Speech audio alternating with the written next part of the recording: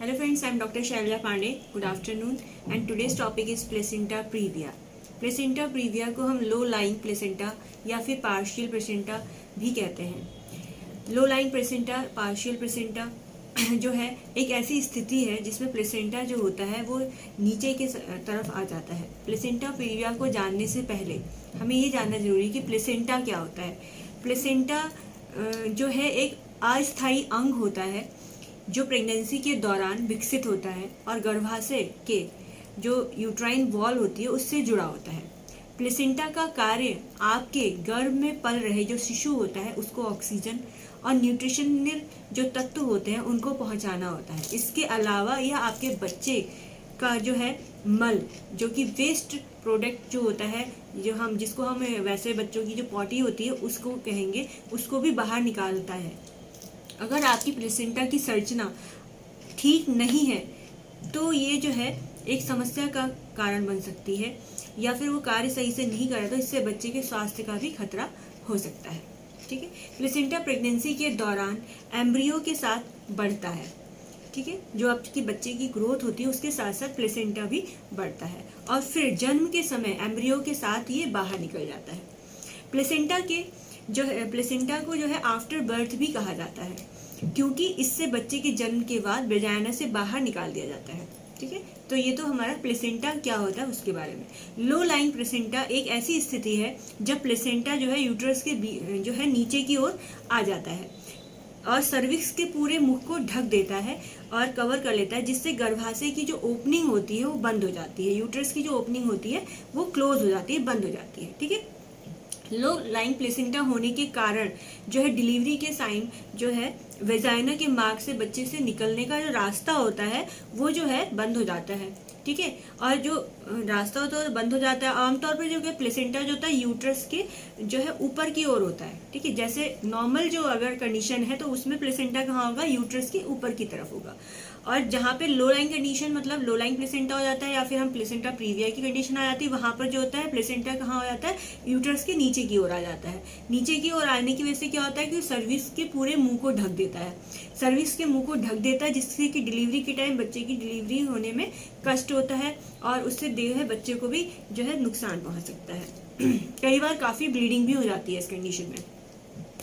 ठीक है, तो यूट्रस सर्विक्स से, और जो यूट्रस होता है वो सर्विक्स से दूर होता है। तो यूट्रस के अगर ऊपर प्लेसेंटा है तो वो सर्विक्स से मुंह को ढकेगा नहीं, मगर यूट्रस के नीचे अगर प्लेसेंटा आ जाता है तो सर्विक्स के पास आ जाता है और वो सर्विक्स के मुंह को ढक देता है। ये इसकी पोजीशन है।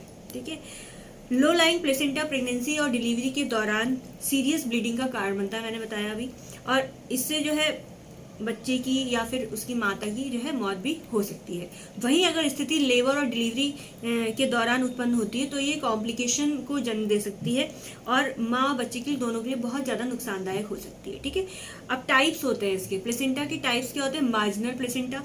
मार्जिनल प्लेसेंटा में क्या होता है, प्लेसेंटा प्रीविया में, कि मार्जिनल प्लेसेंटा प्रीविया की स्थिति में प्लेसेंटा जो होता है सर्विक्स के बिल्कुल किनारे की तरफ होता है। ठीक है, partial placenta. Partial placenta previa में क्या होता है कि स्थिति जो होती है उसमें प्लेसेंटा जो है सर्विक्स को हल्का सा कवर कर देती है। ठीक है, एक तो मार्जिनल हो गया, एक पार्शियल हो गया। पार्शियल में क्या होता है कि प्लेसेंटा जो होता है सर्विक्स को हल्का सा कवर करता है। कंप्लीट प्लेसेंटा प्रीविया में क्या होता है कि कंप्लीट प्लेसेंटा प्रीविया की स्थिति में प्लेसेंटा जो होता है वो पूरी तरीके से जो है सर्विक्स को कवर कर देता है और उसके ऊपर आ जाता है। ठीक है, तो ये हमारा 3 टाइप्स हो गए, एक तो marginal placenta previa, partial placenta previa and complete placenta previa. अब इसके कारण क्या हो सकते हैं, लो लाइंग प्लेसेंटा प्रीविया या प्लेसेंटा प्रीविया के जो है कारण क्या हो सकते हैं। तो लो लाइंग प्लेसेंटा की संभावना बढ़ाने वाले जो कारण होते हैं वो तो एक माँ की उम्र होगी। अगर ओवर एज होने के बाद 35 से अगर ज्यादा उम्र हो गई उसके बाद अगर प्रेगनेंसी कंसीविंग होती है तो प्लेसेंटा प्रीविया का कारण बन सकती है। अगर ट्विंस से ज्यादा, अगर ट्विंस बच्चे हो रहे हैं या फिर उससे ज्यादा अगर बच्चे हो रहे हैं साथ में एम्ब्रियो प्रेगनेंसी है तो वो भी जो है प्लेसेंटा प्रीविया का कारण बन सकती है। यूट्रस की अगर सर्जरी हो रखी है, सी सेक्शन हो रखा है पहले से, तो वो भी प्लेसेंटा प्रीविया का कारण बन सकता है। इसके अलावा जो यूट्राइन फाइब्रॉइड हो गया या स्मोकिंग हो गया, अल्कोहल जो महिलाएं लेती हैं, जो बहुत मॉडर्न लाइफ जीती हैं, कई महिलाएं जो है स्मोकिंग और अल्कोहल भी लेती हैं, तो वो उनको भी प्लेसेंटा प्रीविया की दिक्कत हो सकती है, तो इस चीज से थोड़ा सा दूर रहना चाहिए। सिम्टम्स क्या हो सकते हैं प्लेसेंटा प्रीविया के? अचानक से पेन होना और उसके साथ साथ एकदम से दर्द भी होता है, कभी कभी पेनलेस अचानक से ब्लीडिंग हो जाना, मतलब दर्द नहीं, कोई एहसास नहीं, मगर उसके साथ भयानक ब्लीडिंग हो जाती है, वेजाइनल ब्लीडिंग, ठीक है। और वो डार्क रेड कलर की ब्लीडिंग होती है। और जो है स्टार्टिंग में जो लेबर के जो लक्षण होंगे वो कैसे होंगे? रेगुलर कॉन्ट्रैक्शंस होंगे, एब्डोमिनल पेन होगा और बैक एक होगा, नीचे के साइड बहुत ज़्यादा कमर में दर्द होगा, ठीक है। तो ये इसके सिम्टम्स होते हैं। पेनलेस ब्लीडिंग जो होती है, कई बार क्या होता है कि महिलाओं को पता ही नहीं चलता है और एकदम से ब्लीडिंग हो जाती है। जब हम जांच कराते हैं, जब हम हॉस्पिटल जाते हैं, तो पता चलता है कि प्लेसेंटा प्रीविया की कंडीशन की वजह से ऐसा हुआ है। तो हमें प्रेगनेंसी के टाइम पहले ही अल्ट्रासाउंड करा के, सब चीज़ें करा के अपना जो है प्रिवेंशन ले लेने चाहिए। अगर कोई इस प्रकार की दिक्कत है, हमें बेड रेस्ट की बहुत ज़रूरत पड़ती है इसमें, तो महिलाओं को पहले से ही प्रिकॉशंस ले लेने चाहिए, ठीक है। अब इसमें क्या क्या कर सकते हैं? अल्ट्रासाउंड करते हैं, तो अल्ट्रासाउंड में ये पता कर सकते हैं कि शिशु के ब्रीच पोजीशन या ट्रांसवर्स पोजीशन में होना, ठीक है, क्योंकि प्लेसेंटा यूट्रस सर्विक्स के अधिकांश हिस्से को कवर कर देता है, तो जिससे बच्चा हेड डाउन पोजीशन में आ जाता है, नहीं आता है, तो ठीक है।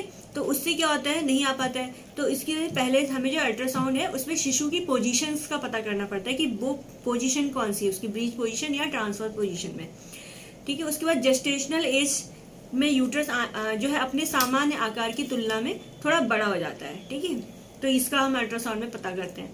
प्रिवेंशन क्या करते हैं? प्रिवेंशन के लिए दूसरी तिमाही के दौरान अल्ट्रासाउंड स्कैन जो है हम कराते हैं, ठीक है। अगर प्लेसेंटा प्रीविया का पता चलता है तो वेजाइनल टेस्ट से जो है बचते हैं, क्योंकि ब्लीडिंग के चांसेस रहते हैं, ठीक है। अगर अल्ट्रासाउंड कराया है, उसमें प्लेसेंटा प्रीविया की कंडीशन आई है, तो वेजाइनल टेस्ट नहीं किया जाता है। क्यों? क्योंकि ब्लीडिंग के चांसेस होते हैं, अगर ब्लीडिंग हो जाएगी तो फिर खतरा हो सकता है। ट्रीटमेंट क्या करना चाहिए? ब्लीडिंग को कंट्रोल करें, ठीक है। सबसे पहले बच्चे की पोजीशन क्या है इसका पता करना चाहिए। इसमें सावधानी क्या बरतनी चाहिए? एक तो हैवी एक्सरसाइज नहीं करनी चाहिए महिलाओं को, ठीक है, रेस्ट करें। कॉम्प्लिकेशंस क्या हो सकते हैं?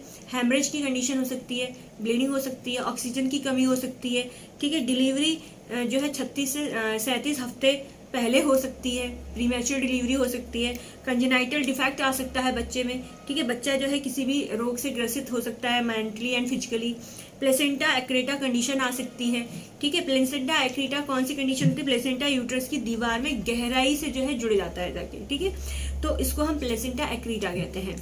प्लेसेंटा प्रीविया के लिए जो होम्योपैथिक मेडिसिन भी बहुत वर्कआउट करती है, मगर उसमें तब वो अच्छा काम करेंगी जब आपने अगर अल्ट्रासाउंड कराया है, आपको अगर डायग्नोसिस में ये आ गया कि आपको प्लेसेंटा प्रीविया की कंडीशन है, तो अगर आप चाहते हैं कि आपकी डिलीवरी जो है कंटिन्यू, मतलब आपकी जो प्रेगनेंसी है वो कंटिन्यू हो, तो उसमें आप जो है कुछ दवाइयाँ जो है उनका सेवन कर सकते हैं, जो कि आपके लिए हेल्पफुल हो सकती हैं घातक स्थितियों से बचाने के लिए। तो उसमें फेरम मेट हो गई, फेरम पॉस हो गई, पल्सिटिला होगी, सवाइना होगी, उसके अलावा जो है ओपियम होगी, इनिशिया हो गई, आपकी जलसीमियम होगी, ग्रेफाइटिस हो गई और रेस्टॉक्स हो गई, कोका एंड थूजा। ये जो दवाइयाँ हैं वो प्लेसेंटा प्रीविया को प्रिवेंट कर सकती है होम्योपैथिक मेडिसिन। वैसे तो कोई भी दवाई बिना फिजिशियन के कंसल्टेशन के नहीं लेनी चाहिए, चाहे वो होम्योपैथिक दवाइयाँ हो, चाहे वो आयुर्वेदिक हो, चाहे वो यूनानी हो। कोई भी दवाई जो है बिना डॉक्टर के पूछे और उसकी राय के बिना आपको सेवन नहीं करना है।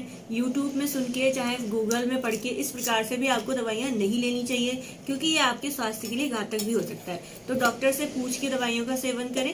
अगर मैंने आपको दवाइयाँ ये बताई भी हैं, तो इन दवाइयों का सेवन भी जो है अपने आसपास के फिजिशियन, होम्योपैथिक फिजिशियन से कंसल्ट करने के बाद ही लें।